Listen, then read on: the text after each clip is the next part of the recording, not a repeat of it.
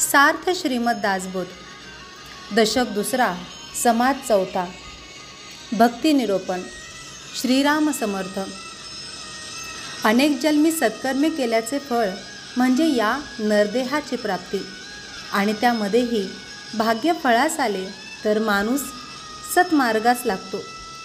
आधी मानवदेह मिळणे हे भाग्य, त्यातही ब्राह्मण होणे विशेष. त्यावर स्नान संध्या, चांगली वासना आणि भगवंताची भक्ती या गोष्टी पूर्व पुण्याईने घडतात.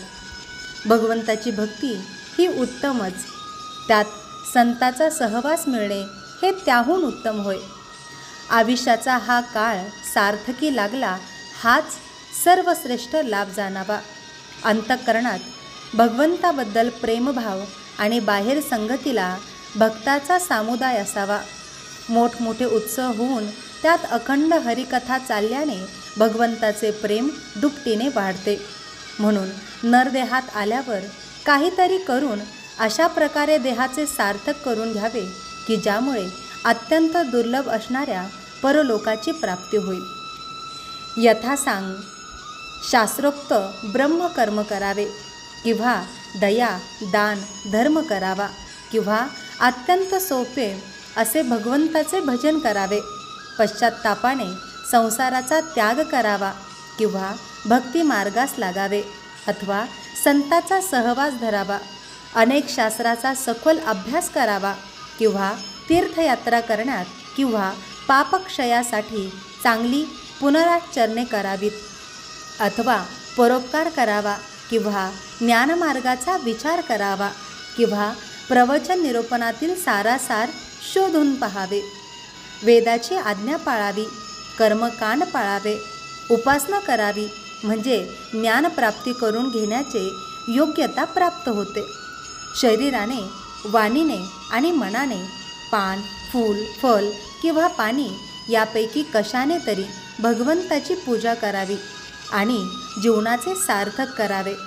नरदेहात जन्मास आल्यावर त्याचे काहीतरी फळ पदरात पाडून घ्यावे. जर असे केले नाही तर जन्मास येणे वाया जाईल. देह केवळ भूमीस भार होईल. नरदेहात आल्यावर काहीतरी आत्महित करावे हेच योग्य आहे. म्हणून आपण आपल्या शक्तीप्रमाणे मन आणि धन भगवंताकडे लावावे. यापैकी काहीच मनावर घेऊन जो काहीच करीत नाही तो या जगात जिवंत असूनही मेल्यासारखा जगतो. जन्मास येऊन त्याने उगाच आईला कष्ट दिले. अशा प्रकारचे लोक स्नान संध्या, भजन, देवपूजा, मंत्र, जप, ध्यान आणि मानसपूजा यापैकी काहीच करीत नाही. यांच्यापाशी भक्ती नसते, प्रेम नसते, भगवत निष्ठा, नियम नाही, देवांनाही धर्म नाही, अतिथी, अभ्यासगण यापैकी काहीच नसते. सद्बुद्धी, सद्गुण, हरिकथा श्रवण, अध्यात्म निरूपण यापैकी काहीच नसते. यांना चांगल्या लोकांची संगत नसते, त्यांची शुद्ध चित्तवृत्ती नसते आणि खोट्या गर्वामुळे, अहंकारामुळे त्यांना मोक्षाची प्राप्तीही होत नाही.